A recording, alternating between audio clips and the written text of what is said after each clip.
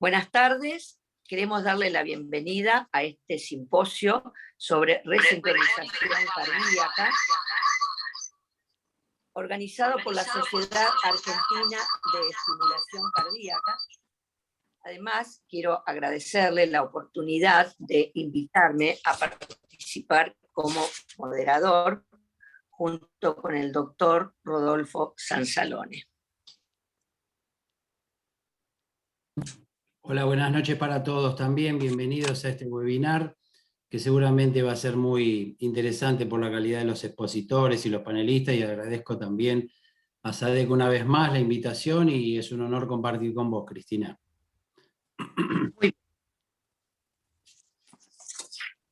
Vamos a presentar a nuestros invitados.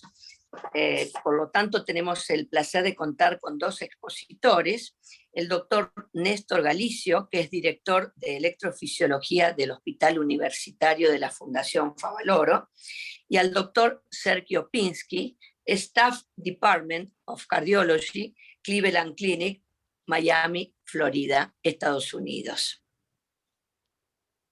Bueno, y también contamos con la presencia de tres panelistas también jerarquizados, como el doctor Gustavo Vega, de Uruguay, del Sanatorio Británico de Montevideo. Es un honor tenerte, Gustavo. También a Guillermo Mazo, que es jefe de electrofisiología del Sanatorio Pasteur de Catamarca. Bienvenido, Guillermo. Y al querido colega Roam Díaz, que es electrofisiólogo de la Clínica Olivo, Sanatorio San Cayetano, Hospital San Juan de Dios y Hospital de Escobar también. Bienvenido, Roam, también. Bueno, entonces vamos a comenzar con los temas de este interesante simposio, que no tengo dudas. Por lo tanto, voy a invitar a nuestro primer orador, al doctor Galicio, quien va a hablar sobre el tema de resincronización cardíaca cuando a través del seno venoso coronario. Néstor, todo tuyo.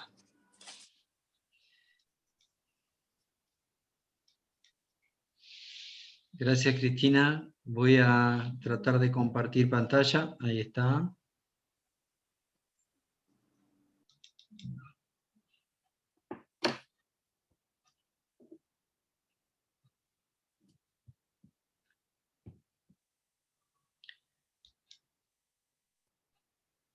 No sé si se ve.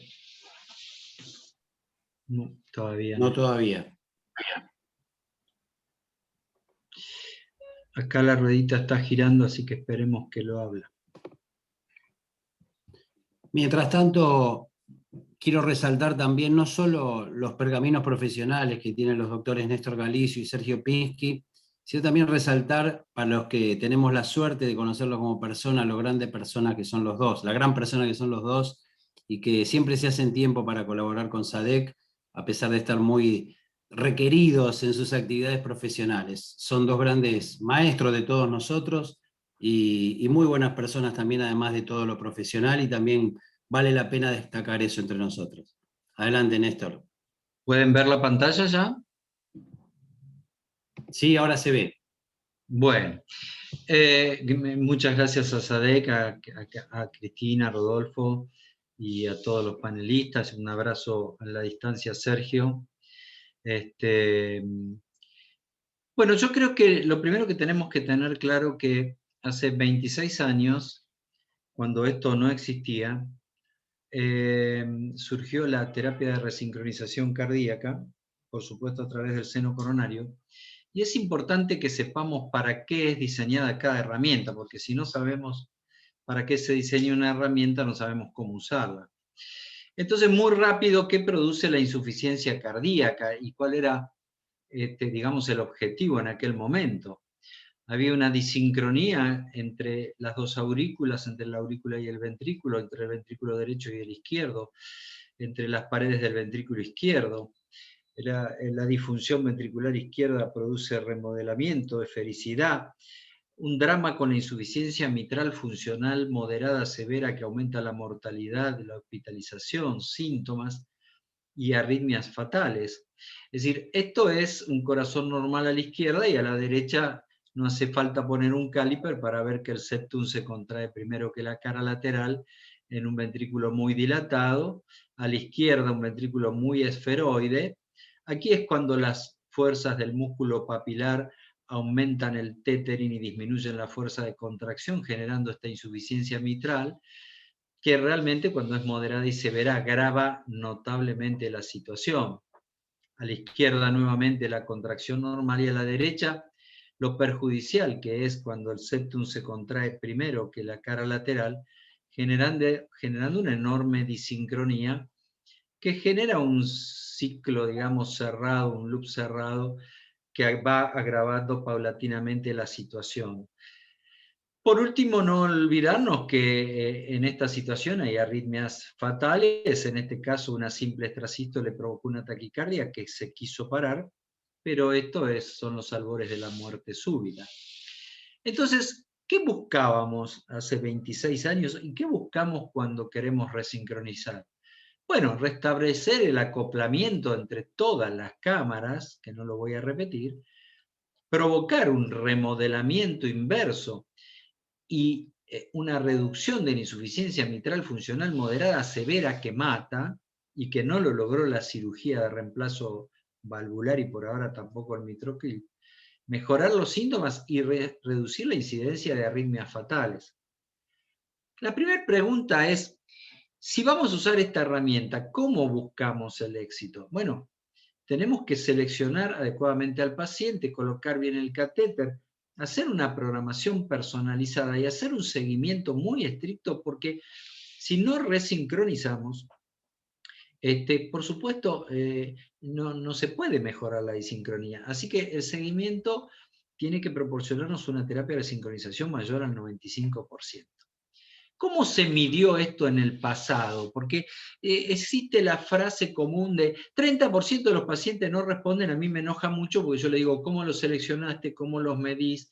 ¿Qué respuesta tenés? Y nadie me sabe contestar. El que dijo esta frase fue el Miracle, uno de los primeros trabajos, y hasta la línea celeste se usaban puntos finales subrogantes, es decir, clase funcional, calidad de vida, etcétera. Y desde el Companion recién para acá, es decir, desde el 2004, se incluyeron los puntos finales duros, que es la muerte y la hospitalización. Por otro lado, ¿cómo se medía? Fíjense en los diferentes trials. Hay desde clase 1-2 a 3-4, hay QRS de más de 120 hasta 130, hasta que después del Made It CRT se comprendió que la presencia del bloqueo de rama izquierda define mucho mejor la selección de estos pacientes. Por eso, en las últimas guías del 2016, el bloqueo de rama izquierda con un QRS ancho, como es la clase 1A y B, o cuando no hay bloqueo de rama izquierda, solo un QRS ancho, nos marca lo mismo las guías que acaban de salir en la República Argentina, que son los pacientes que tienen mayor disincronía y son los que generalmente van a responder mejor. Y antes de hablar de respuesta, ¿cómo clasificamos la respuesta? Bueno, la respuesta, un no respondedor es el que continúa empeorando. Puede haber una respuesta parcial, el respondedor, está luego el respondedor y el superrespondedor. Pero la pregunta que yo generalmente le hago a todo el mundo es, bueno, ¿y qué criterios usás vos para medir tu respuesta? Porque si hay puntos finales duros y directos, como la muerte y la hospitalización, la respuesta va a ser menor, por supuesto. Si usamos solo criterios clínicos, la respuesta va a ser mayor. También si usamos criterios de remodelamiento, como la fracción de eyección, la reducción de volúmenes o diámetros, pero es muy interesante también usar scores clínicos compuestos. Así que para esta charla que me pidió Rodolfo, traté de hacer algo no desde la bibliografía, sino desde la práctica clínica. Y tomamos los últimos 338 pacientes, ahora voy a dar de qué año a qué año. Entonces nos propusimos responder, que después le voy a pedir a Sergio que me responda lo mismo, cómo es la respuesta de la terapia de resincronización a 6, 12, 24 meses, si realmente se logra reducir la insuficiencia mitral funcional, y también nos metimos en el mecanismo a corto y a largo plazo, porque mata, y cómo es la incidencia de terapias apropiadas en respondedores y no respondedores. Para el caso de la insuficiencia mitral, no usamos mezclas como hay en muchos trabajos, sino que usamos los 4 grados y se midió según las guías el área, el volumen regurgitante y la fracción regurgitante. Entonces, en esta población de 338 pacientes, vamos a tratar de respondernos esas 3 preguntas fundamentales.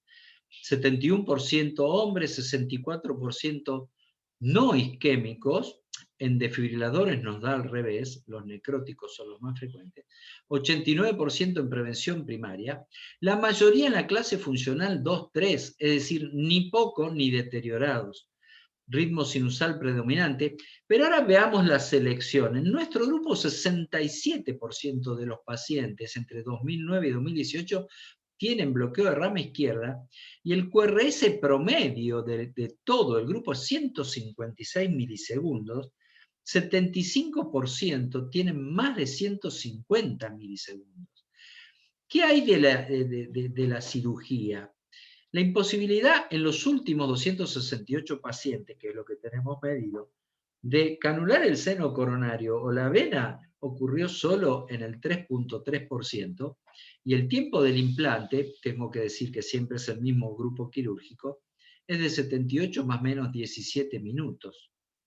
Estas son las características de nuestro grupo: ventrículos muy dilatados en el diámetro diastólico, sistólico, demasiado baja la fracción de eyección, y en cuanto a la insuficiencia mitral, descubrimos algo que es realmente grave. 92% de nuestros pacientes tienen insuficiencia mitral y 55% moderada a severa, que, repito, causa mayor incidencia de muerte, hospitalización y trasplante. Y empezamos a hacer la estadística para decir, bueno, ¿cuáles son nuestros respondedores? ¿Es lo mismo clasificar igual? Fíjense, si solo tomamos una clase funcional, como lo han hecho muchos trials, a 6 meses tenemos 70, luego 73, 67% de respondedores. Si usamos un punto combinado, que es clase funcional y fracción de eyección, aumento del 5% absoluto, tenemos una muy buena respuesta, 86, 89, 88 a 24 meses, pero si queremos agregarle un punto duro que creemos que nos iba a destruir, no morirse además de tener un score combinado, nos quedó 85, 88 y 86. Es decir, esto se ve así. Las 2 líneas de arriba son los scores combinados y la verde es cuando le agregamos no morirse. Es decir, que la respuesta es buena si realmente seguimos adecuadamente estos pacientes. ¿Y cómo nos fue a 6 meses ahora? Y a 6 meses teníamos 86% de respondedores, teníamos 36% de superrespondedores y 9%, acuérdense de las cifras, de personas que normalizaron la fracción de eyección. De ese 55%, descubrimos que en los 6 primeros meses quedaban solo 27% con insuficiencia mitral funcional, y que tenía una P muy significativa tanto en la forma severa como moderada. Es decir, el mayor avance había sido en esos primeros 6 meses. ¿Y por qué? Porque el remodelamiento inverso, miren los diámetros, dio muy significativo. Es decir, el mayor remodelamiento inverso, como van a ver después, lo tuvimos en los 6 primeros meses, cuando lo que está escrito es que la resincronización de los músculos papilares es lo que actúa dentro de los 6 primeros meses, y después de los 6 a 12 meses el remodelamiento inverso. Cuando vamos a los 12 meses, acá vamos a comparar 6 con 12 y 6 con 24 para ver la evolución y los mecanismos. Entonces fíjense que siguen aumentando los respondedores, pero lo interesante es que los superrespondedores aumentan más, y ahora ya llegamos a 12% de gente que normaliza la fracción de eyección. Si bien sigue mejorando la insuficiencia mitral y baja 21%, en estos 6 meses la diferencia no es significativa, porque el gran remodelamiento ocurrió antes. Ven que la P no es significativa. Mejoran los diámetros, pero no significativamente. Cuando vamos a comparar 6 con 24, para ver siempre cuál es el mecanismo, otra vez, vemos que los respondedores siguen elevados en el 88%, pero tenemos cada vez más número de superrespondedores y 18% de gente que normalizó su fracción de eyección, quedando solo 15% de los pacientes con formas moderadas y severas, y si bien sigue remodelando bien, fíjense la FEI que casi llega, pero es una tendencia, el mayor remodelamiento ocurre en los primeros 6 meses en esta población en estudio. A manera simple, ahora tenemos en la curva azul los respondedores, tenemos los superrespondedores en la roja, y en la negra tenemos la gente que normalizó la fracción de eyección y se ve de manera muy clara. Y en cuanto a la insuficiencia mitral que tanto daño produce, acá tenemos en una curva claramente como en los primeros 6 meses tuvimos la mayor reducción con una P significativa, y si bien siguió reduciéndose de manera realmente muy interesante, llegamos a un 15% a los 24 meses. Y por último, ¿qué sucede cuando un paciente responde y cuando no responde? Y lo que vimos es que en los respondedores, el porcentaje de terapias apropiadas fue de 0,5, 2,4 y 3% a 6, 12 y 24 meses respectivamente, contra 9, 12 y 15. Los estudios del MADE-CRT muestran lo mismo, con una P muy marcada entre la respuesta y no respuesta, y esto se vería de esta forma. El no respondedor va aumentando el número de terapias apropiadas, y ya las curvas se separan muy bien a partir de los 3 meses, no hay que esperar tanto, mientras que los respondedores permanecen con muy poquitas terapias. Es decir, que para concluir en esto que decidí armar para Rodolfo, la respuesta fue muy buena, la reducción de la insuficiencia mitral muy importante en sus formas moderadas a severas, y el mecanismo predominante no es solo la resincronización de dos músculos papilares, porque la contracción ahora se hace sincrónica, sino que se debe a un enorme remodelamiento inverso en una circunstancia muy particular que voy a mostrar ahora. Y por último, también se reducen las terapias apropiadas. No tenemos que olvidarnos de este fenómeno. En presencia de insuficiencia mitral, el volumen de fin de sístole, porque les quiero dejar una propuesta que hay mucha gente ya en Estados Unidos y Europa que lo hace. El volumen de fin de sístole se reduce por el volumen regurgitante, es decir, el volumen que se va a la aurícula, una cámara de baja presión. Como consecuencia, si tenemos la ecuación, la fracción de eyección va a ser mayor. Es decir, en presencia de insuficiencia mitral, lo sabemos por cuando estudiamos insuficiencia mitral, la fracción de eyección siempre va a ser mentirosa. Fíjense que si tenemos 120 y 80, tenemos 33% de FEI. Este paciente reúne criterios para terapia de resincronización. Si solo le saco 10 mililitros, que es irrisorio, porque recién vimos que los volúmenes regurgitantes son mucho mayores, el problema es que no solamente se falsea esta fracción de eyección, que pasa a ser de 42%, sino que si queremos respetar las guías, este paciente que ahora se le agregó una insuficiencia mitral quedaría fuera de la terapia de resincronización cardíaca, cosa que sería gravísimo. Entonces, creo que como se hace con la cirugía, por lo menos la línea de corte para la FEI debe ser 50% o elegir volúmenes de fin de sístole para cambiar la historia. Es decir, en pocas palabras, nosotros creo que demostramos qué es lo que hace la terapia de resincronización que se propuso hace 26 años, y lo importante es saber qué buscamos de esto y cómo hacerlo y cómo seguir a los pacientes. Porque un biólogo, médico, fisiólogo francés, Claude Bernard, decía que el que no sabe lo que busca no entiende lo que encuentra. Entonces, desde el principio tenemos que saber qué buscamos con esta herramienta, cómo hacerlo y hacer nuestras propias respuestas y seguir la evolución de nuestros pacientes, tanto en respuesta a insuficiencia mitral, terapias, mortalidad, etc. Muchas gracias. Bueno, excelente presentación, Néstor. Muchísimas gracias. La verdad, excelente, muy claro. como siempre muy contundente y con mucho sostén bibliográfico, y sobre todo abordando este tema de la insuficiencia mitral, que es un tema con la resincronización. Bueno, no le robo más minutos a Sergio, al doctor Pinsky, ya presentado por Cristina Tentori, aclarando que esto no es una controversia, sino que es mostrar dos terapias para un mismo problema y cuándo elegir una o la otra. Y bueno, cuando quiera, Sergio. ¿Lo pueden ver? Sí. ¿Se puede ver? Sí. Muchas gracias a la SADC y a Vile, Cristina y a Néstor por esta invitación. Como mostró recién el doctor Galicio,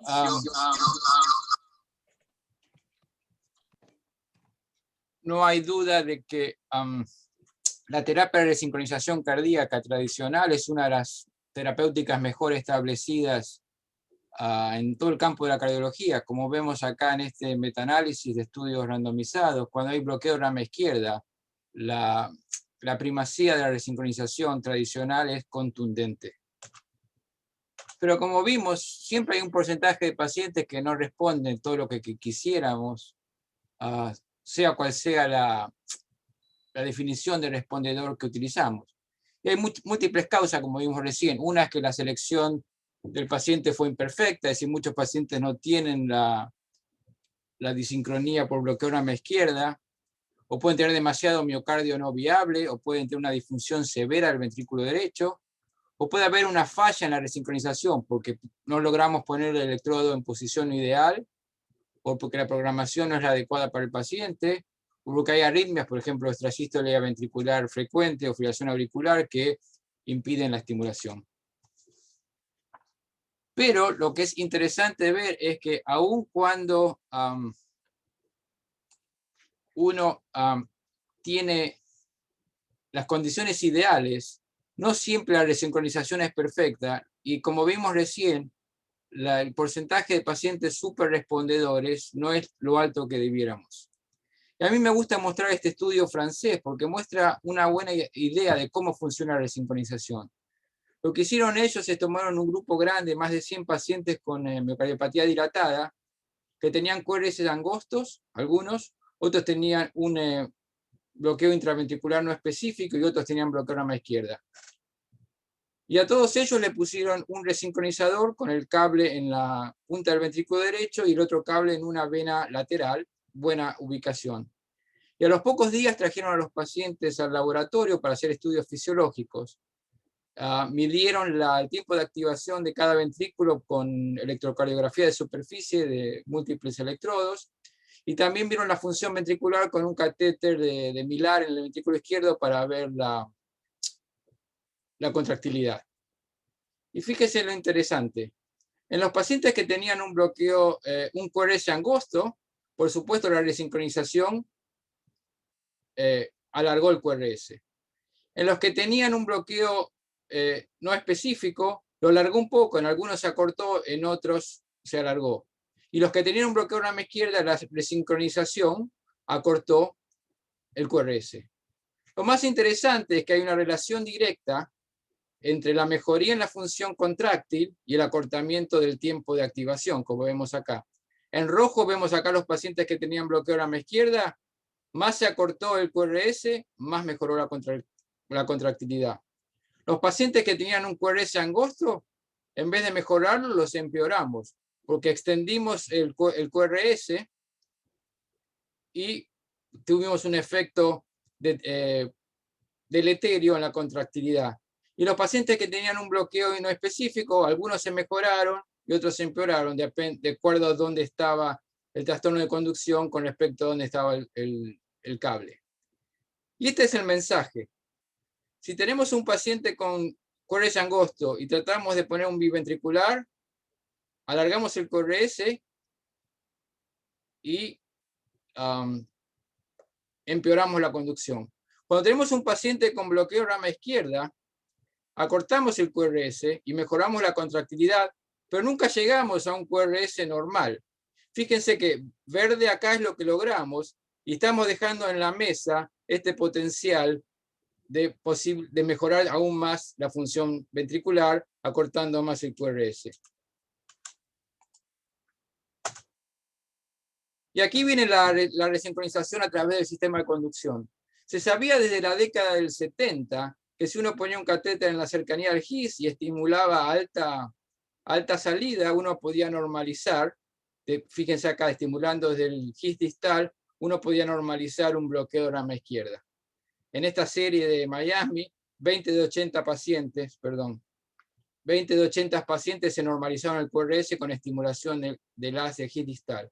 Nadie le dio importancia a esto por más de casi 40 años, por dos razones. Primero, porque no se conocía el efecto del bloqueo de rama izquierda en la función ventricular, y últimamente porque no había una forma segura y reproducible de estimular el GIS en forma crónica con un marcapasos. Y esto cambió cuando aparecieron herramientas, cables especiales que permitían fijar en el GIS, y no solamente uno pudo volver a ver que se podía estimular el GIS, sino que muchos pacientes con bloqueo de rama izquierda, como en esta paciente anciana que vemos acá, tiene un TAVR, una reparación aórtica, tenía un bloqueo de rama izquierda, ponemos un marcapaso bicameral con el cable en el GIS, fíjense cómo el QRS prácticamente se normaliza.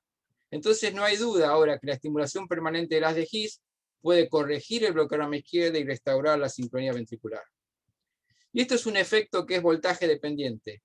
Esta es una linda ilustración. Vemos acá electrocardiograma de superficie, y tenemos acá algunos electrogramas endocavitarios, el GIS y un cable en el seno coronario distal mirando la activación de la pared lateral del ventrículo izquierdo. Cuando hay bloqueo de rama izquierda, acá en celeste, la pared libre se activa muy tardíamente. Cuando uno estimula a alta frecuencia, uno logra lo que se llama estimulación no selectiva del haz de GIS.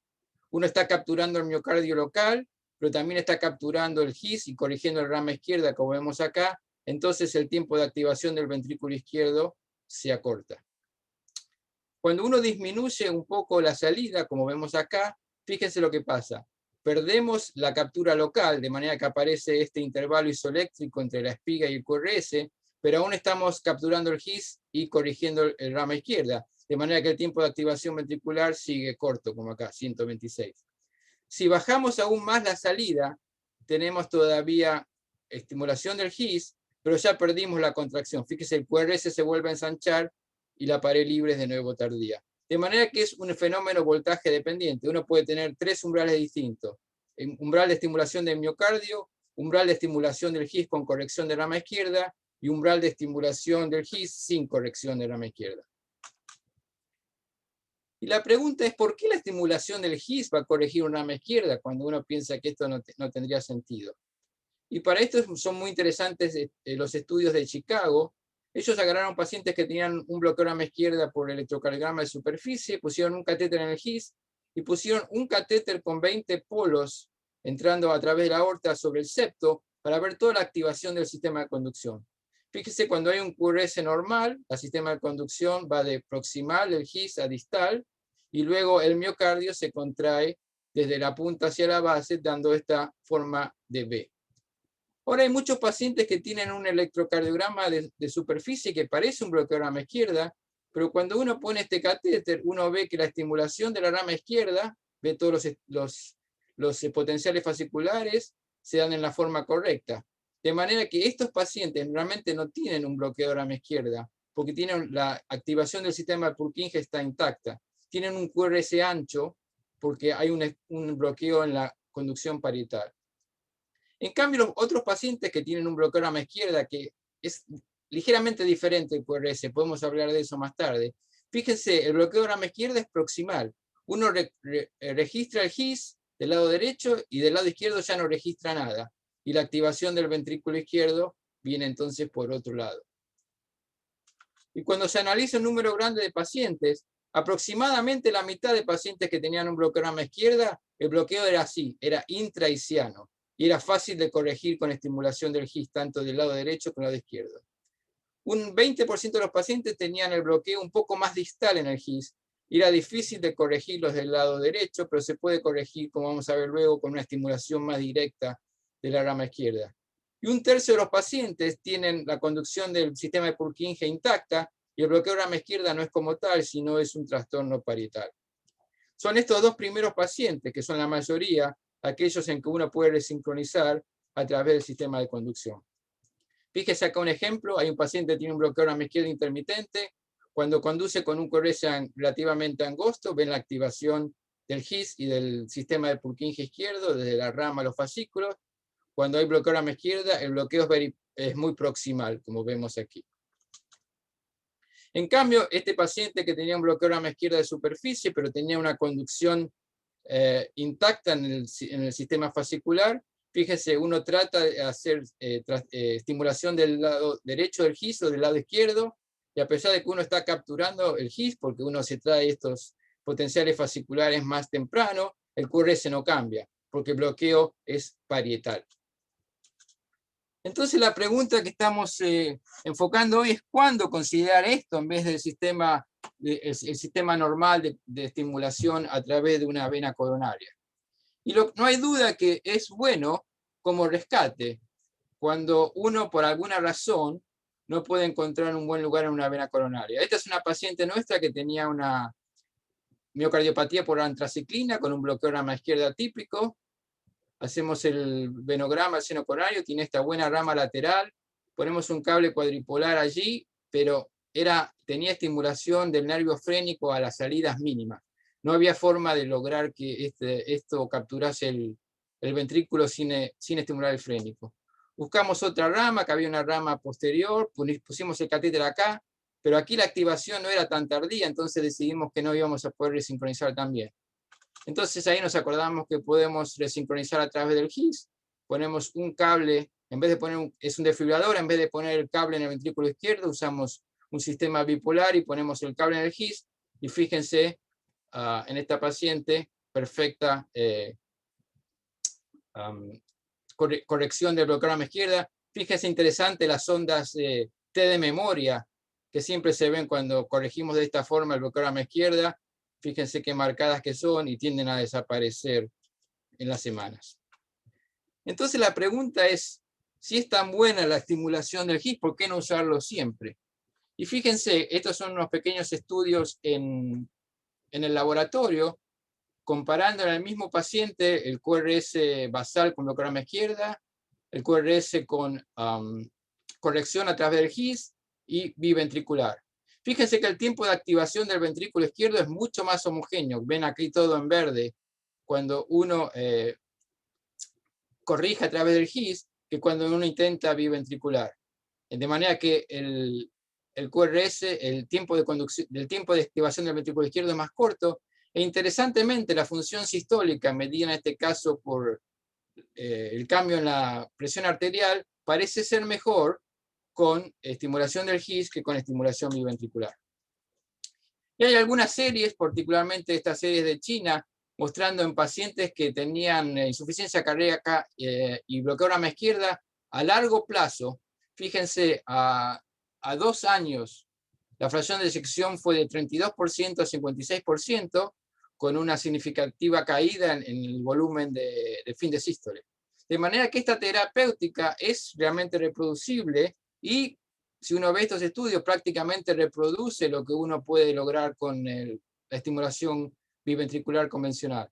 Y acá hay un metaanálisis mostrando varios estudios de distintas partes del mundo y fíjense, todos los endpoints muestran que fracción de eyección, volumen de fin de diástole, clase funcional, péptidos natriuréticos, todos muestran que hay en el seguimiento un beneficio con la resincronización a través del GIS.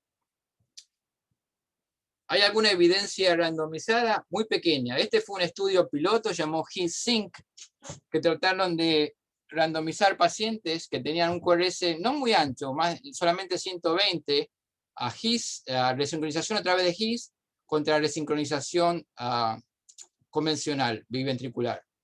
Y lo que vemos es que hubo mucho crossover, porque muchos pacientes no lograron en este estudio temprano corregir el QRS, en otros tuvieron problemas con el cable ventricular, de manera que hubo mucho crossover. Pero cuando uno estudia a los pacientes por la terapéutica que definitivamente recibieron, vemos que, como ya vemos, el GIS acorta el QRS más, y hay una tendencia a que hay una mejor respuesta ecocardiográfica, tanto en términos de volumen como de fracción de eyección. Lo que pasa es que el estudio era muy pequeño y por supuesto no tenía el poder de la muestra para mostrar un cambio significativo. Ahora bien, puede uno combinar el GIS con la biventricular, lo que se llama HOT CRT, GIS Optimized Cardiac Resynchronization Therapy. Y esto tiene un efecto porque a veces uno pone el cable en el GIS y no logra corregir el bloqueo de rama izquierda o lo corrige solamente a alta salida, y uno entonces puede agregar el cable en el ventrículo izquierdo y consigue QRS muy angostos, y parece haber cierta ventaja de esto con respecto al biventricular común. Primero porque uno no está induciendo disincronía del ventrículo derecho, que es importante en los pacientes con insuficiencia cardíaca, y segundo porque la activación del ventrículo izquierdo es aún mejor cuando es a través del GIS que cuando el septo se contrae a través de un cable en el apex. Fíjense acá cómo están comparando diversas formas de sincronización. El tiempo de activación del ventrículo izquierdo más corto se obtiene con HOT CRT, comparado con biventricular común, optimizado o multisitio. Y también hay pacientes que tienen una combinación de bloqueo de rama izquierda proximal más bloqueo de rama parietal. En esos casos, la estimulación del GIS corrige el bloqueo de rama izquierda, pero el QRS se angosta, pero no del todo. Y si uno agrega un segundo estímulo en el ventrículo izquierdo un poco más tardío, uno obtiene un acortamiento adicional del QRS. Fíjense aquí en esta pequeña serie, el QRS de base, QRS biventricular, QRS del GIS y QRS de GIS más ventrículo izquierdo. Fíjense cómo el QRS se va acortando progresivamente. Este es un ejemplo de un paciente nuestro que quise hacer un pequeño experimento. Era un paciente que tenía un marcapaso en la punta del ventrículo derecho, tenía fibrilación auricular permanente de baja respuesta, estimulaba el ventrículo derecho todo el tiempo y había desarrollado una miocardiopatía por estimulación. Entonces, en el momento de hacerle el upgrade, decidí ponerle un cable en el GIS y conectárselo al canal auricular, porque estaba en fibrilación auricular permanente, y le coloqué un cable del ventrículo izquierdo, para ver, era al principio para experimentar. Fíjense el QRS, estimulación de la punta, un QRS horrible, estimulación biventricular, con cables en posición perfecta realmente. Fíjense que el QRS se acorta, pero nada del otro mundo. Cuando hacemos estimulación selectiva del GIS, fíjense, obtenemos un QRS bien angosto. Y cuando le agregamos el biventricular el ventrículo izquierdo a unos 80 milisegundos, se acorta un poquito más, pero no gran cosa. De manera que el gran beneficio en estos pacientes que tenían el bloqueo proximal era la selección del GIS.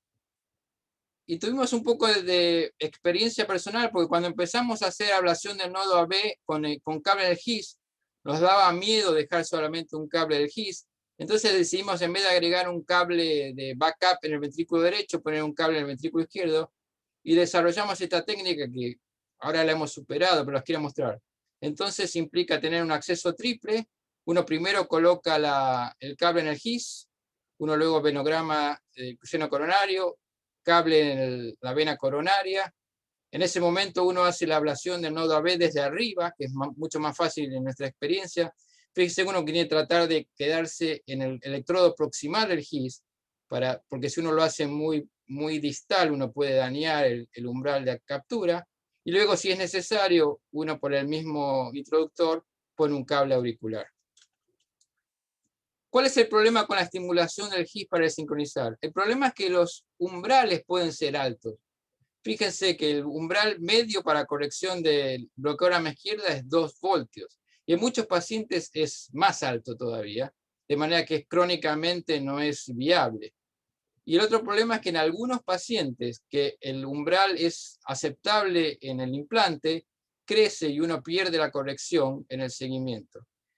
Esto es importante cuando uno está empezando la experiencia. Si uno acepta solamente umbrales de estimulación bien bajos para corregir el bloqueo de rama izquierda, que nuestra experiencia es 1.5 volts o menos, entonces el bloqueo, el umbral crónico va a ser favorable. Si uno acepta umbrales no tan buenos en el implante, uno luego se arrepiente porque los umbrales suben en el seguimiento.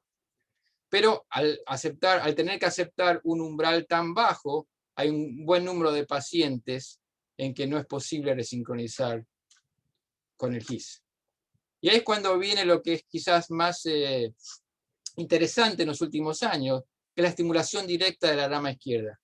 Fíjense aquí, esto consiste en poner un cable de fijación activa, distal al GIS y enterrarlo en el septo, de manera que uno tiene un blanco bastante grande, porque el GIS es una estructura pequeña, pero los fascículos y las ramas acá son grandes, de manera que si uno puede poner este cable, como vemos aquí en el septo, con la punta casi subendocárdica del ventrículo izquierdo, si uno está en el buen lugar, es muy probable que uno capture el sistema de conducción y obtenga un QRS relativamente angosto.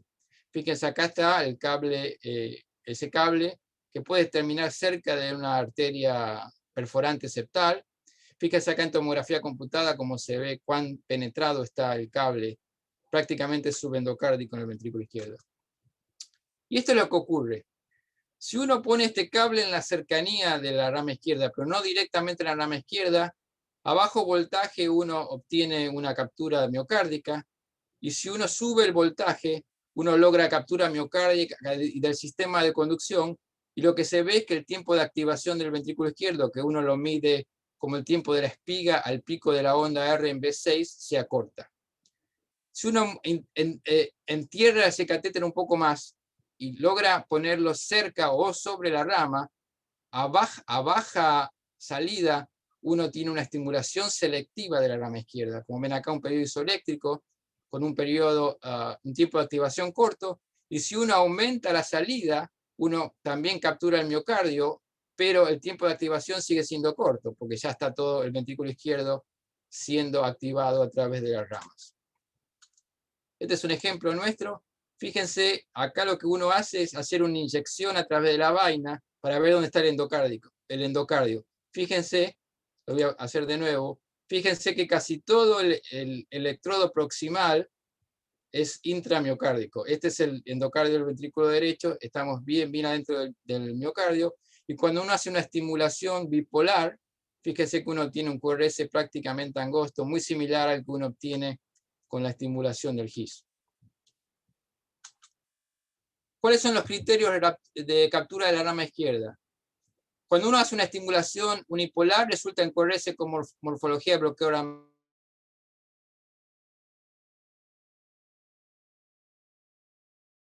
milisegundos.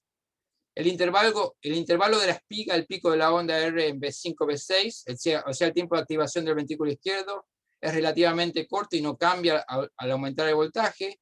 Y uno puede ver un cambio de captura no selectiva o no selectiva miocárdica, con reducción del voltaje, estimulación rápida o extra estímulo. Fíjense acá un ejemplo: estimulación bloqueo rama izquierda, base, QRS ancho, el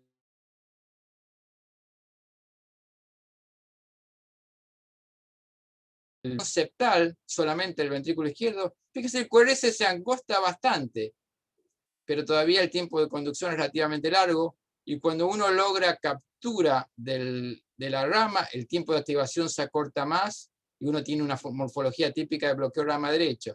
Y si uno agrega la estimulación del ventrículo derecho en ese momento, desaparece el bloqueo rama derecha, pero el tiempo de activación del ventrículo izquierdo sigue igual. Hay criterios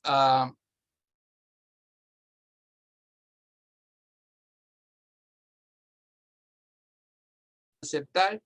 Es difícil, pero si uno tiene la posibilidad de ver un electro previo que no tenía bloqueo rama izquierda, por ejemplo, en este caso, un paciente tenía un QRS angosto o un QRS con bloqueo rama derecha, el tiempo de activación tiene que ser el mismo, porque en estos dos casos primeros el ventrículo izquierdo se estaba activando a través de la rama izquierda, de manera que si uno activa la rama izquierda, el tiempo de activación es el mismo. Fíjense, 56, 56, 56 cuando hay no selectiva, y cuando es captura septal sola, sin la rama izquierda, el tiempo de activación es más largo. Y la correlación es bastante buena. ¿Cómo hacer para ver si uno tiene captura de rama izquierda si uno no tiene un electro previo. Esto es más difícil porque hay mucha superposición. Fíjese, esta es el histograma de frecuencia de duración del tiempo de activación ventricular. Azul es activación de la rama izquierda, rojo es septal puro. Fíjese que hay cierta superposición. Pero si uno hace la curva de ROC, el tiempo de diferenciación óptimo es 82 milisegundos. Y si uno tiene un tiempo de activación de menos de 74 milisegundos, es 100% específico para decir que uno tenía estimulación de la rama izquierda. Esto es para pacientes que tenían un QRS angosto, un QRS con bloqueo rama derecha de base. Si el paciente tiene un bloqueo rama izquierda o un QRS ancho de otra morfología de base, el QRS estimulado de la rama izquierda tiende a ser más ancho y la superposición es más evidente.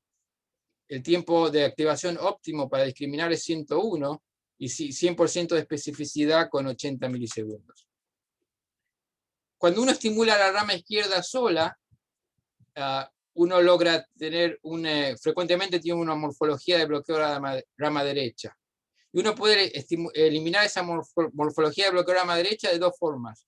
Uno es prolongando el tiempo del intervalo AB, de manera que el QRS resulta en fusión. Por un lado se estimula la rama derecha intrínseca y por otro lado la rama izquierda por el estímulo. Fíjense, acá prolongamos el PR y el QRS se angostó. Fíjense, el bloqueo de rama derecha desapareció. Lo otro es pasar de estimulación unipolar a bipolar, porque el electrodo que está enterrado pero del lado del ventrículo derecho va a estimular el ventrículo derecho y va a cortar el QRS de esa forma. Fíjense, si uno pasa de estimulación unipolar a bipolar, uno logra eliminar el QRS. ¿Cuándo usamos la estimulación de la rama izquierda? Cada vez la estamos usando más, pero claramente un ejemplo está de nuevo como rescate. Fíjese, este era un paciente que tenía una miocardiopatía dilatada,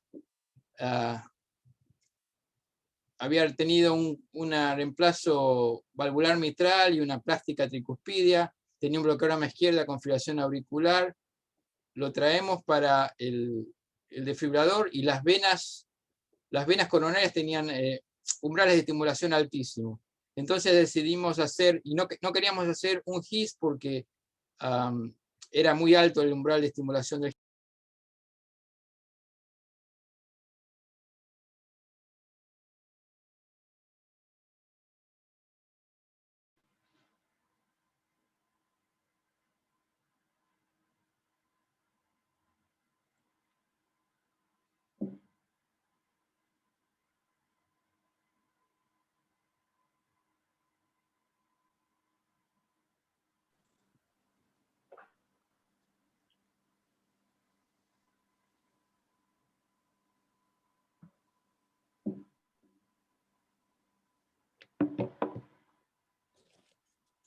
Hola. Pili, ¿me escuchás? Hola. Hola Federico, te estaba preguntando cuál era el problema.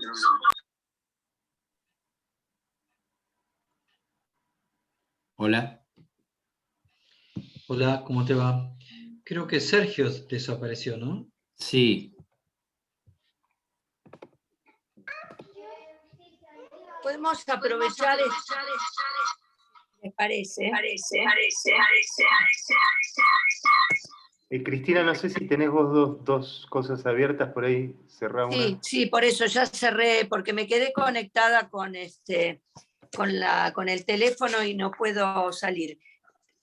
Si les parece, podemos hacer una pregunta de la audiencia para Néstor.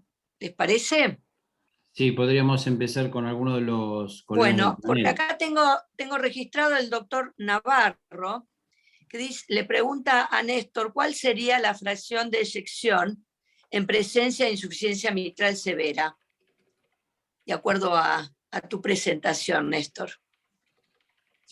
Lo que tenemos que tener muy claro es el volumen regurgitante para ser moderada severa es muy grande, 50-60 mililitros. Eso hace que se reduzca el volumen de fin de sístole y la fracción de eyección en los en los primeros momentos puede llegar a 70%, 60%.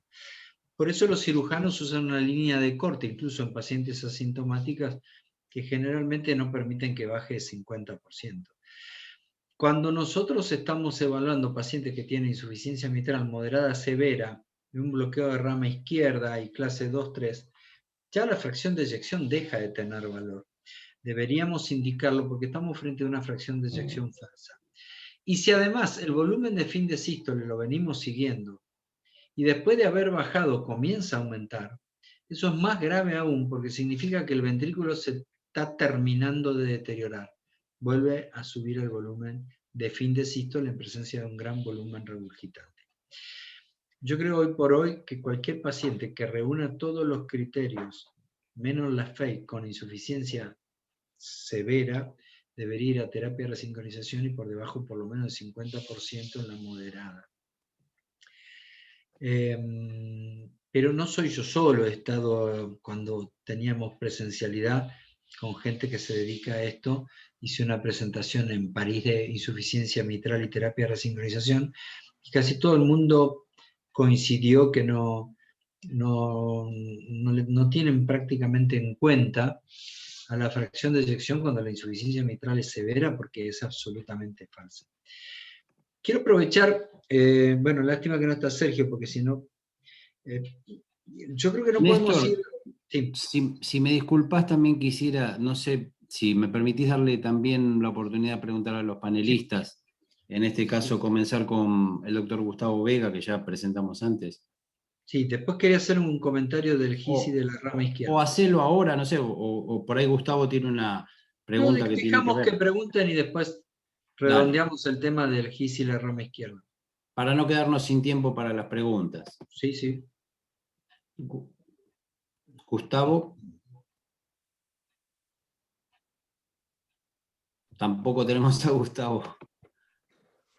Hola, Néstor. Soy yo, el doctor Guillermo Mazo. Sí, ¿qué tal, Guillermo? Una pregunta te hago. Mirá, viendo lo que vos presentaste, gracias por la presentación, la verdad que estuvo excelente. Yo te pregunto de la experiencia de ustedes. ¿Qué experiencia tienen resincronizando pacientes que tienen Chagas? No por el bloqueo de rama derecha, sino por paciente que necesita un marcapasos y que tiene mala función ventricular. Y que sabemos que el Chagas genera una alteración en la base o en la pared lateral y que me puede generar algún trastorno en poder resincronizar en ese lugar.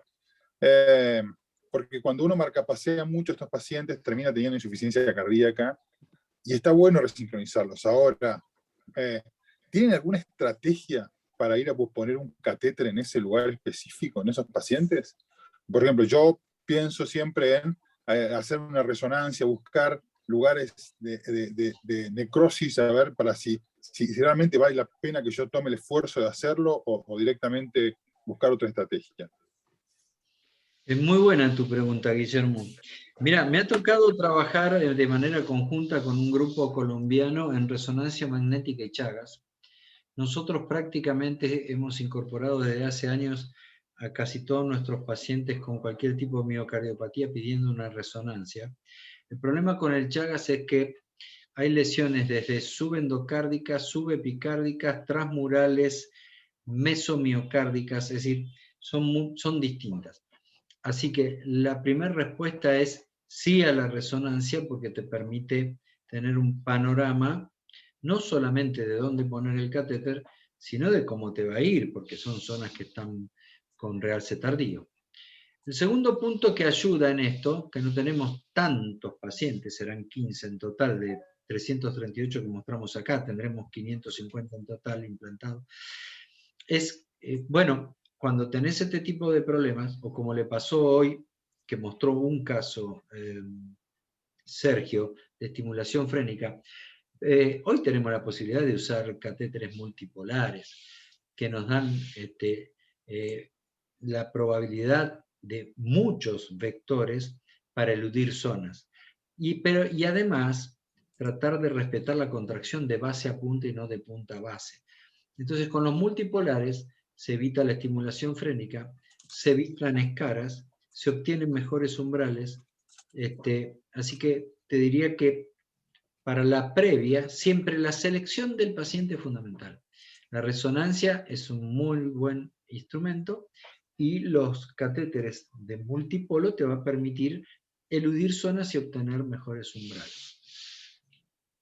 Gracias. Cristina, ¿te parece que le demos unos minutos a Sergio para que redondee su presentación que se vio interrumpida?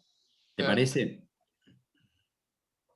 Sergio, ¿querés completar tu presentación? Mirá, estamos cortos de tiempo. ¿En qué momento se interrumpió? Ah, ¿La llegaron a ver estas cosas? a ver. Sergio, tenés que compartir de nuevo. Ahí está. ¿Esto lo llegaron a ver? No. Estimulación de la rama izquierda, ¿no? No. La ablación del nódulo AB y estimulación de la rama izquierda a este diapositivo no. Pero sí hablaste de estimulación de la rama izquierda. Estimulación de rama izquierda. Ok. Entonces, fíjense, ¿me ven ahora? ¿Se ve bien? Sí. Este es un ejemplo de por qué esto es muy útil para nosotros, la estimulación de la rama izquierda con la ablación del nódulo AB. Porque uno puede poner un cable solo en la rama izquierda, uno puede hacer la ablación del nodo AB, entonces uno está lejos del cable, es bien seguro, ¿no? Lo hacemos también desde arriba. Y fíjense, paciente tenía fibrilación auricular rápida, hacemos la estimulación, la ablación con estimulación de rama izquierda, uno tiene un QRS prácticamente normal, solamente sin necesidad de una estimulación biventricular.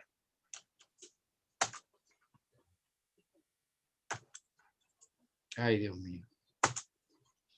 Ok, un ejemplo. También uno puede combinar la estimulación de la rama izquierda con el ventrículo izquierdo, como en este caso. Este es un cable el cable de la aurícula derecha nos gusta dejarlo en el ventrículo derecho al principio, ahí flotando, porque uno puede crear bloqueo AB manipulando esto, entonces es bueno tener este catéter de backup.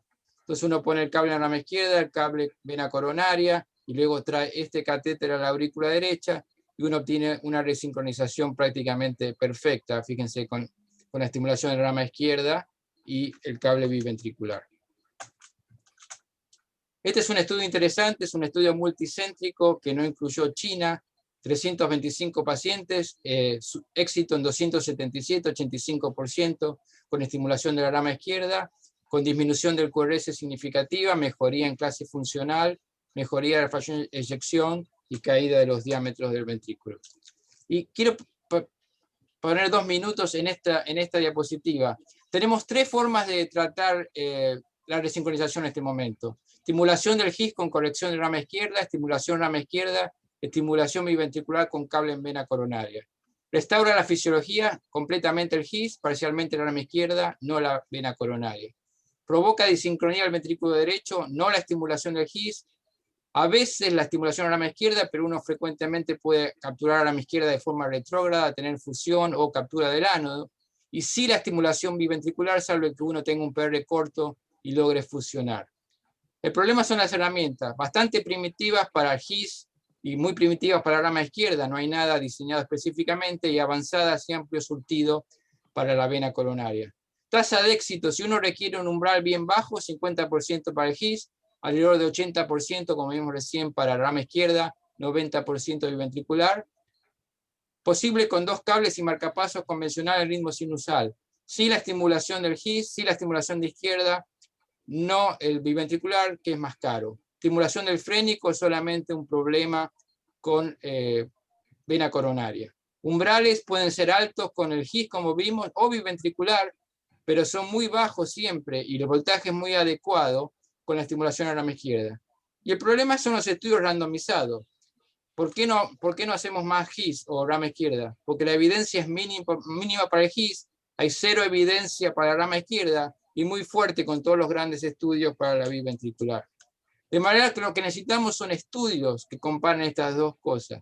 Este es un estudio propuesto de lo que ya hay un piloto, pacientes con bloqueo AB completo, pacientes con bloqueo rama izquierda, que requieran marcapaso o desfibrilador, y uno randomiza controles el biventricular o GIS o rama izquierda de acuerdo al umbral y al sitio de bloqueo en el otro grupo. Y si hace falta, uno hace un crossover. Este estudio realmente sería muy interesante, hay un pequeño estudio piloto, pero va a ser difícil conseguir el patrocinio para un estudio tan grande. Así es como lo veo yo, salgan o no estos estudios. ¿Cómo va a ser la resincronización en unos 5 años? Si hay bloqueo de rama izquierda verdadero, uno va a utilizar el GIS o la estimulación de rama izquierda si el GIS no corrige a bajo voltaje. Si hay bloqueo de rama derecha, el GIS. Esto no lo vimos, pero es fácil de corregir el bloqueo de rama derecha con GIS. Si hay un trastorno mixto, bloqueo de rama izquierda más trastornos parietales, lo que vimos antes, HOT CRT. Si hay un trastorno de conducción no específico, vamos a todavía tener que utilizar la estimulación biventricular para corregir ese trastorno parietal, con cable derecho en GIS o rama izquierda si es posible. Por último, la miocardiopatía por estimulación del ventrículo derecho es fácil de corregir con el GIS, con la rama izquierda o biventricular, cualquiera va a ser factible en el futuro. Gracias y perdón por el problema técnico.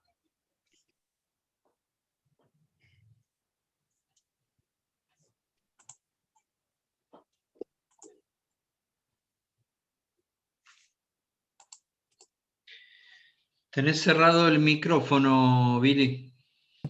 Gracias, Néstor. Son tantas cosas técnicas que se nos escapan. Disculpas también por todos los temas técnicos, pero ahí estamos tratando de rescatar a Cristina Tentori. Sí, lo que quiero es, por favor, darle también lugar a los panelistas que faltan preguntar, pero dale, Néstor. Dale. No, yo creo que estoy de acuerdo con el anteúltimo diapositivo de Sergio, porque de todos los trabajos que él mencionó, lamentablemente, el primero de ellos tiene 74 pacientes, el GIS-SYNC tiene 41 pacientes, el HOT CRT tiene 27 pacientes, y el de Bajara-Hassam, que es el más grande que hay en bloqueo de rama izquierda, el autor termina diciendo que es un estudio que pueda comparar con terapia de resincronización no debe tomarse literalmente el trabajo y que todavía no hay consenso en la definición de lo que es captura de rama izquierda. No nos podemos negar a los avances porque esto es estimular del sistema de conducción y es bueno, pero no hay evidencia y de hecho ninguna guía avala todavía como clase 1 la estimulación del GIS o la rama izquierda para intentar la resincronización. No sé si Sergio querés decir algo, Cristina, que ahí volviste, o le damos lugar al doctor Vega para que pregunte. No, solamente quedaba agradecerle a Sergio por la excelente presentación que realizó, un update de esta terapia que creo que abrió una puerta como una opción terapéutica en la terapia de resincronización cardíaca. Y podemos terminar porque creo que ya hemos tenido algunos delays, yo me quedé fuera de rango, así que démosle a las preguntas, y incluso del público tengo algunas preguntas. Pero discúlpame, Cristina, que te contradiga, pero todavía hay 2 panelistas que no preguntaron y los invitamos. Por eso dije, los panelistas y después queda el público. Dale, sí, perfecto. Ya no me expresé bien, perdón, pues me quise apurar. No pasa nada. Doctor Vega, todo suyo el micrófono. Muy bien, muchas gracias por la invitación de la SADC. Una pregunta cortita para el doctor Pinsky. Yo creo que la estimulación del GIS y de la rama izquierda vinieron para quedarse, pero no sé qué lugar puede tener la estimulación desde el endocardio del ventrículo izquierdo a través del septum de la aurícula. Me parece que tanto la estimulación de la rama izquierda como del GIS, prácticamente como terapia complementaria de la resincronización biventricular convencional, abarcan casi todos los pacientes. No sé qué opina el doctor Pinsky. Usted se refiere a la estimulación transeptal. Transeptal, exactamente. Bueno, yo pienso que ese método no va a tener ninguna aplicación en el futuro y realmente no es buena idea dejar un objeto en el ventrículo izquierdo que requiere anticoagulación exquisita y permanente, de manera que esa terapia, salvo en algunos pocos centros, nunca fue adoptada en ningún lugar del mundo. Así que no va a tener un rol viable en el futuro. Bien, sí, yo pienso lo mismo. Yo creo que la rama izquierda y el GIS van a ser suficientes para complementar ese porcentaje de pacientes que no responden a la terapia convencional biventricular. Bueno, en términos de fisiología, el problema que tenemos con estos trastornos, esta estimulación del sistema de conducción, es que no tenemos todavía las herramientas. No hay duda en términos de fisiología, como vimos, que es superior. El problema es si uno va a lograr hacer esto de una forma tan reproducible, de manera que va a ser un problema de herramientas. Yo recuerdo cuando empezamos a hacer biventricular en el año 2000, era un desastre, los umbrales eran altísimos y con el tiempo las herramientas mejoraron y ahora es un procedimiento de todos los días. Y en términos de herramientas estamos bastante atrasados con la estimulación del sistema de conducción. Estamos usando herramientas prácticamente que fueron diseñadas con otros propósitos y se adaptan bastante bien. Y en nuestra experiencia, la verdad que la estimulación de la rama izquierda técnicamente es bastante más simple que el GIS, porque el blanco es bastante más grande. De manera que una vez que uno vence ese primer temor a realmente atornillar ese cable profundamente en el septo, es un procedimiento bastante simple y bastante reproducible. Muy bien. Bueno, Muchas doctor gracias, Díaz. doctor.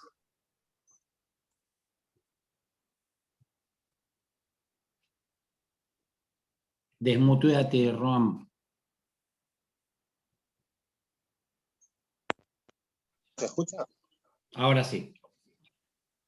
Bueno, le decía, le agradezco a ambos expositores la exposición, la verdad que nos aportaron mucho conocimiento e información sobre este tema. Y le quería, si se puede, hacer una pregunta al doctor Galicio y una pregunta al doctor Pinsky, ¿sí? Al doctor Galicio sobre el estudio que nos presentó, si pudieron detectar a un predictor de los pacientes que van a ser no respondedores de la terapia de resincronización, ¿sí? Ese porcentaje pequeño que no respondió.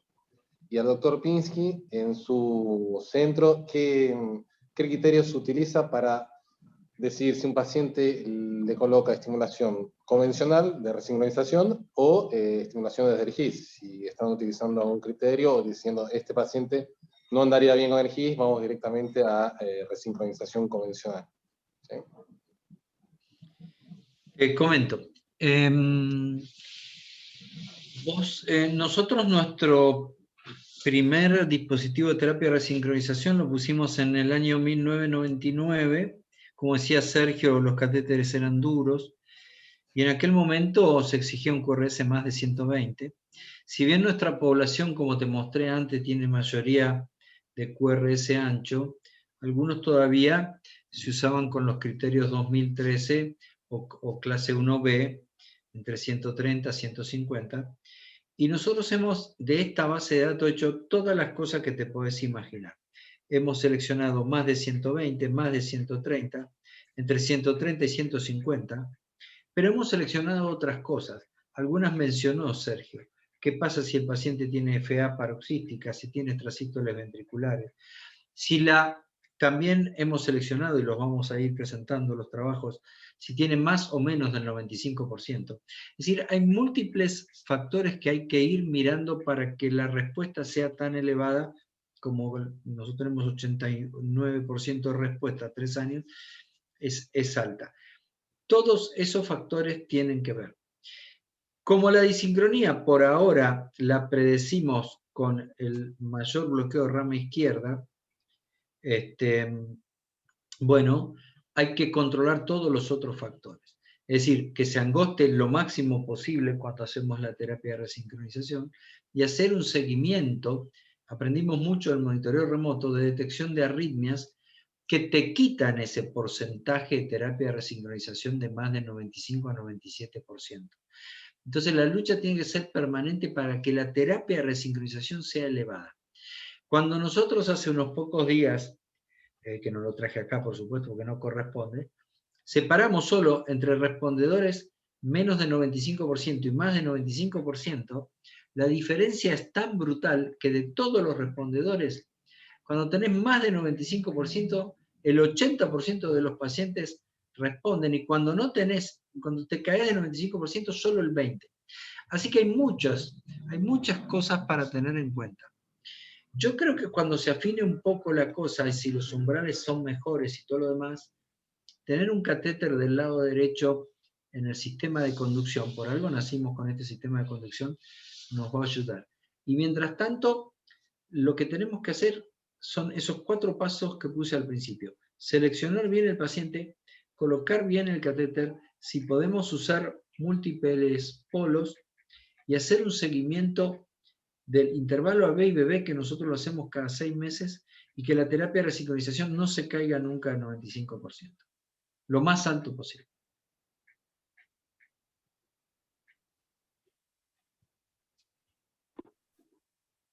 Muy bien, muchas gracias.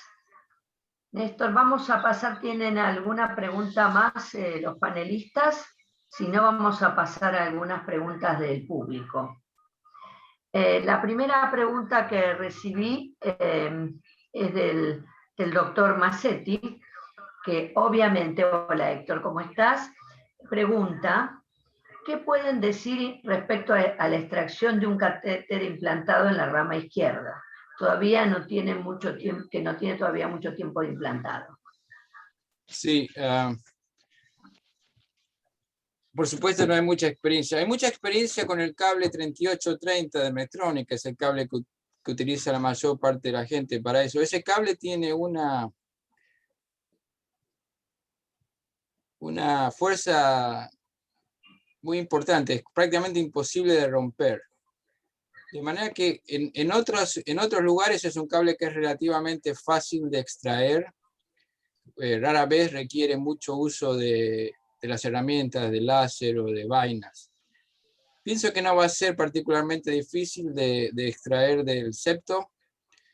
Incluso cuando uno hace el implante, a veces uno se pasa y uno pasa al ventrículo izquierdo con la punta del catéter y uno se da cuenta de eso porque cambia el electrograma, la impedancia de repente baja y uno se lo trae de vuelta y no pasa nada. No es que uno es tan pequeño eso que no es que uno esté creando una comunicación interventricular o algo similar. De manera que pienso que no va a ser muy difícil. Por supuesto, siempre hay un pequeño riesgo de que uno cree bloqueo AB completo al extraer un cable que está muy metido en el septo, pero muchos de estos pacientes ya tienen bloqueo AB completo de entrada, por eso tienen un marcapaso. Así que no creo que eso sea particularmente difícil, y no creo que sea más difícil que extraer algunos cables de las venas coronarias cuando han estado muchos años, que son bastante difíciles a veces de extraer también. Gracias. Néstor, ¿querés hacer algún comentario? No, estoy de acuerdo con Sergio. Lo que pasa es que cuando el autor que tiene más experiencia en rama izquierda habla y concluye su trabajo, dice que todavía no tiene posibilidad de predecir cómo se van a poder extraer estos catéteres cuando tengan un tiempo, digamos, dentro del septum. Pero es lógico porque esto recién empieza. Sí, tampoco los teníamos en la vena coronaria cuando empezamos. Tal cual. Entonces, la única diferencia es que, por un lado, hay 21 o 22 años de trayectoria y esto hay que transitarlo como lo estás haciendo vos. Y es una tarea de paso a paso. Lo interesante sería, como dijo Sergio en su último diapositivo, que se sumen más estudios con más volumen de pacientes, porque eso es lo que falta más experiencia. De todos modos, es muy loable para todos que ustedes dos nos hayan mostrado mucho su experiencia personal. El doctor Ruan Díaz quiere hacer otra pregunta. Ruan, desmuteate. Sí, le quería hacer una pregunta al doctor Pinsky, ¿sí? Sobre, que fue la que hice antes, en su centro, en su experiencia, ¿qué pacientes elige para hacer terapia de resincronización tradicional y cuáles son los que elige para hacer terapia desde el GIS? ¿Sí? Si tiene algún criterio de selección o si es lasario con algún otro. Por supuesto, este es un área que estamos evolucionando cada día porque realmente todo es nuevo. Una de las diferencias para mí es si el paciente va a necesitar un desfibrilador o solamente un marcapaso.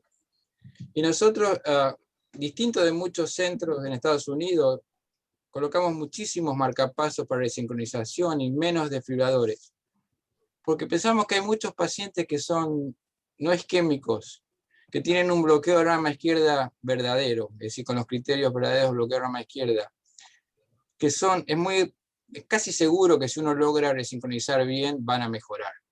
Y esos pacientes, como mostró Néstor, tienen una muy baja incidencia de arritmias en el seguimiento. De manera que te diría que si un paciente va a necesitar un marcapaso por razones técnicas, por el tipo de conexiones, es más fácil para nosotros poner un resincronizador en el sistema de conducción. Por otro lado, si el paciente necesita un desfibrilador, si es un paciente isquémico que pensamos que necesita un desfibrilador y aparte de la resincronización, pero que es menos probable que sea un respondedor completo o super respondedor, esos pacientes todavía tendemos a poner biventricular de entrada con el cable en la vena coronaria, pero no tenemos problema en usar el sistema de conducción de rescate, como vimos en algunos casos, cuando la vena coronaria, los parámetros no son perfectos. Bueno, quedan algunas preguntas por parte de la audiencia. Acá tenemos al doctor Alfonso Arroyo, donde te mando un cordial saludos a vos, Sergio. Y dice, de rutina pasa, pero dice, de rutina pasa catéteres para evaluar si hay bloqueo intraventricular o parietal con Purkinje intacto, y por ende definir entre predecir un hot CRT o estimulación solo isiana. Esa es una pregunta perfecta. En condiciones ideales uno lo debería hacer, el problema es que uno tiene que hacer un cateterismo izquierdo para hacer eso, poner ese catéter. Yo utilizo un sustituto, que es, no todos los bloqueos de rama izquierda son iguales. Si uno analiza el paper ese de Chicago, los pacientes que tenían un bloqueo de rama izquierda proximal verdadero, el QRS tenía los criterios de Strauss, los criterios duros de bloqueo de rama izquierda, incluyendo la melladura entre 40 a 80 milisegundos, no tenían una onda S importante en B5, B6, es decir, los criterios duros y el QRS era más de 140 o 150. Los criterios duros de bloqueo de rama izquierda tienen una buena correlación, no perfecta, con bloqueo proximal de rama izquierda. Mientras que los criterios blandos de bloqueo de rama izquierda, QRS de 120 con QS en B1, pero no con las melladuras, correlaciona más con el bloqueo intraparietal. Y eso es lo que utilizo yo en la práctica clínica. Le presto mucha atención al QRS, no todos los bloqueos de rama izquierda son iguales. Néstor, ¿querés agregar algo más? No, estoy de acuerdo con Sergio en ambas cosas. No son todos los bloqueos de rama izquierda iguales, y por eso algunos de los pacientes también no responden porque no se resincroniza de la misma manera un bloqueo de rama izquierda con criterios duros que con criterios blandos. Y con la otra cosa también, si bien es muy elegante la de pasar un catéter al ventrículo izquierdo para hacer la detección de toda la conducción por el sistema de His-Purkinje, también habrá que evaluar con el tiempo si es una práctica que hay que hacer de entrada, ¿no? Bueno, acá tenemos otra pregunta del doctor Navarro de Venezuela, a quien le mandamos saludos, y pregunta si el MAPSE tendría importancia ante la fracción de eyección en presencia de insuficiencia mitral. Supongo que va más dirigida para vos. Sí. La repito. ¿Qué es MAPSE? Tendría importancia ante la fracción de eyección. No conozco la sigla MAPSE. Bueno, él le escribió tal cual, estoy leyendo tal cual. Yo lo leí también acá, sí, en el chat. Bueno, podemos pasar a otra pregunta mientras el doctor aclara su inquietud. Bueno, acá Nicolás Mangano, bueno, además de excelente charla, una consulta para ambos. ¿Qué método utilizan para medir el óptimo intervalo BB en los pacientes, bueno, con CRT? Nosotros comenzamos midiendo el acople, si recordamos, y Sergio seguramente se va a acordar, el primer trabajo que movilizó a que después la terapia de resincronización fuera biventricular fue acoplar primero la aurícula con el ventrículo. Así que el primer punto, y muy importante, es ajustar el intervalo AB, que muchas veces va a tener mucho más valor el acople adecuado de la sístole auricular con el aporte que le da al ventrículo, y eso se logra aumentando la duración de la diástole sin amputar la onda A. Y luego se pasa al intervalo BB, por el cual seguimos utilizando con este criterio previo tener el mayor BTI con la mayor duración de la diástole. Y da bastante resultado. Nuestros ecocardiografistas miden otras cosas, el porcentaje en el que se incrementa también la duración de la diástole cuando se hace la programación de ambos intervalos, pretenden que sea por lo menos del 40%, y nos va bien. La otra cuestión es el eco tisular con sus limitaciones, porque mide movimiento de pared, en alguna ocasión puede llegar a ser disquinético si estuviéramos en presencia de un necrótico o algo, pero no, en líneas generales el eco tisular te permite igualar las curvas de septum y cara lateral o de los dos segmentos que estén, digamos, desincronizados. Entonces, cuando uno logra que las dos curvas del eco tisular estén alineadas, que es como el Syncromax hace algo parecido antes con el electrocardiograma, el eco tisular hace algo parecido midiendo la velocidad al pico de la contracción de cada segmento después de implantado. Eso nos da bastante buen resultado. Sergio, ¿querés hacer algún comentario? Sí, nosotros somos un poco escépticos del uso del eco, y como dijo Néstor, la verdad que la experiencia con ajustar el intervalo BB realmente es mínima. Si uno tiene el cable en una buena posición, en una vena correcta, y el paciente tiene bloqueograma izquierda, realmente el BB no tiene mucha importancia. Lo que tiene importancia a veces, si el PR no es muy largo, uno puede estimular solamente el ventrículo izquierdo con fusión, porque eso está demostrado que mejora la evolución clínica con los estudios multicéntricos que hizo Medtronic, por ejemplo, y otras compañías también tienen similares algoritmos en funcionamiento. En cuanto al intervalo BB, nosotros siempre partimos de simultáneo. Hay unos pocos pacientes donde el cable del ventrículo izquierdo está en una zona muy necrótica y donde hay mucha latencia. Entonces, realmente, desde un punto de vista eléctrico, el intervalo BB debía ser igual a la latencia. Desde la espiga del ventrículo izquierdo, uno debe hacer un electrocardiograma estimulando el ventrículo izquierdo solo y medir la latencia de esta espiga hasta el comienzo del QRS. Entonces el intervalo BB debería ser igual a esta latencia, que generalmente es mínima, pero en algunos pacientes puede ser 40, 60 milisegundos. Eso debería ser intervalo BB con el ventrículo izquierdo antes para compensar por esa latencia que hay en esa zona fibrosa necrótica. Gracias. Bueno, acá el doctor Navarro aclaró que como el TAPSE del ventrículo derecho que evalúa disfunción sistólica.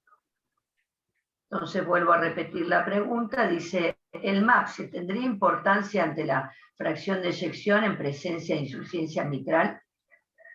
Nosotros lo acabo de leer acá en el chat. Sí. La exclusión sistólica del anillo. No hemos hecho ese tipo de comparaciones. No te puedo contestar ni por sí ni por no. Pero voy a hablarlo con los que hacen valvulopatía.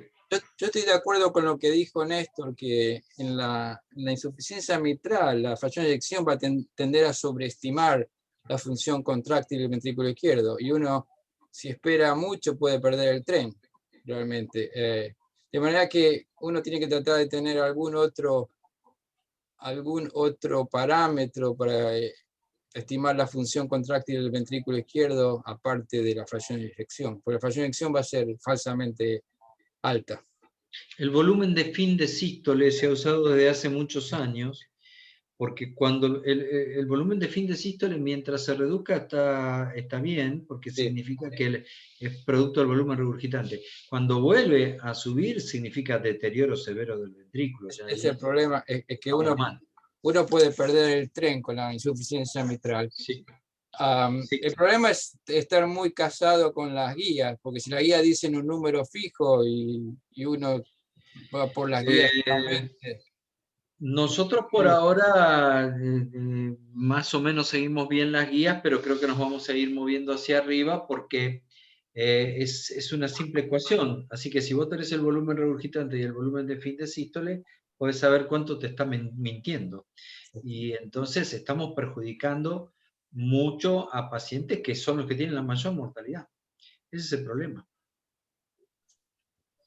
Acá recibí una última pregunta, no sé si ya estamos pasados de tiempo y nos permiten, si es la última, es de un doctor de Perú, ustedes lo deben estar leyendo, que es residente de cardiología, y tiene una inquietud de presentar un paciente que tiene 54 años, con una cirugía de revascularización exitosa, y una fracción de eyección de 37%, con una capacidad funcional, creo que es 2, a pesar de tratamiento médico óptimo, y se halla con un bloqueo AB completo, estando hospitalizado aún sin síntomas. Nos sugiere terapia de resincronización biventricular por alto grado de marcapaseo, o esperar a los 45 días para colocar un CRTD en realidad, ¿no?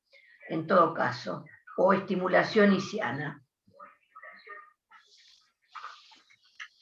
¿La revascularización cuánto tiempo lleva? Supuestamente, acá por lo que dice... Creo que no dice, ¿no? No dice, pero como dice esperar 45 días, o sea que no lleva tanto tiempo, ¿no? No sé por qué la espera, porque tiene un bloqueo de completo. Un bloqueo de completo, claro. Claro. Este paciente tiene indicación, por supuesto. Perdón, creo que la idea de él era, te interrumpo porque creo que la idea es por implantar un desfibrilador además, para que sea un cierto... No, por supuesto, no. El 37% tampoco sabemos si es por eco o por resonancia. Nosotros generalmente usamos como último criterio la resonancia, porque si eso fuera por eco, la resonancia nos va a dar 32, 30. Es un revascularizado, tendríamos que saber si tiene áreas de necrosis o no, pero en líneas generales uno espera cuando no hay situaciones de urgencia. Acá estamos frente a un bloqueo AB completo, y en un paciente de estas características, antes de ir por el marcapaseo solo, yo iría por la terapia de resincronización con desfibrilación, porque me parece que el paciente es bastante complejo. No se puede esperar 45 días hoy con un transitorio ni nada de eso, lamentablemente. Incluso las guías tienen una excepción para esta situación, de manera que si hay una indicación concomitante de un marcapasos, y el paciente puede ser un candidato a desfibrilador en 45 días, las guías tienen una excepción que permiten el implante del desfibrilador en ese momento, de manera que ni desde el punto de vista clínico ni desde el punto de vista administrativo se justifica esperar.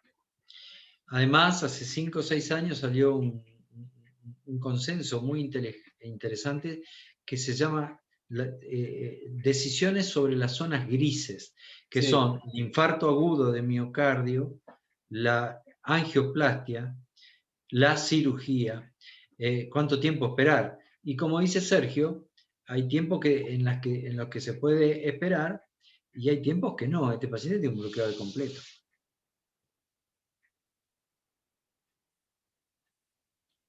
Bueno, creo que no sé si he perdido a mi compañero. No, acá estoy, Cristina. Bueno, comentario más, o damos por terminado. Ha sido excelente, yo me quedaría escuchando y participando de este meeting, pero me parece que en algún momento debemos finalizar. Todo lo Hacemos bueno otro. termina. La verdad Hacemos es que nos excedimos mucho más de la hora, pero fue con gran gusto, porque escucharlos a los dos, a Néstor y a Sergio, la verdad que fue de muchísima calidad y muchas dudas que uno tenía hace muchos años. Yo me acuerdo de pacientes con insuficiencia mitral particularmente, que los primeros que hacía dudaba de si era mejor dejarlos con algo de insuficiencia mitral, pero mejor fracción de eyección, o viceversa. La verdad que todo esto, Néstor, me hubiera aclarado mucho saberlo antes. Sergio también, excelente presentación, excelente las preguntas, y les repito, nos excedimos mucho más de la hora, pero fue con gran gusto, creo, para todos. Así que infinitas gracias a los colegas de todo el país, nuestro querido país que participaron, y a todos los queridos amigos de otros países de Latinoamérica, y por supuesto a los panelistas, a Cristina, a todos SADEC y a los expositores, infinitas gracias. Cristina, te cedo el final. No, nada más que reforzar lo que tú dijiste, ha sido un placer de verlos y a estar en contacto con médicos de nuestro país y de médicos de Latinoamérica. Ha sido un gusto y espero poder encontrarnos pronto. Muchos saludos y gracias. Gracias.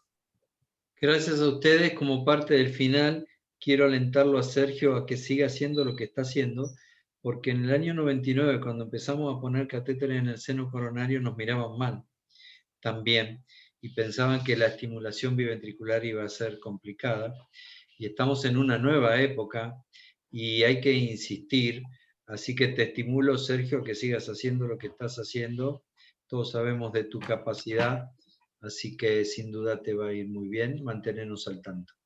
Te mando un abrazo a la distancia. Abrazo para todos, y te sugeriría que trates de hacer esto también, porque empezamos, es bastante reconfortante. Pero son pocos casos, sí. Entonces no vale la pena comentarlo, y no me eligieron para estimulación de GI. Para eso trabajó. Gracias, nos vemos pronto. Abrazo. Chao.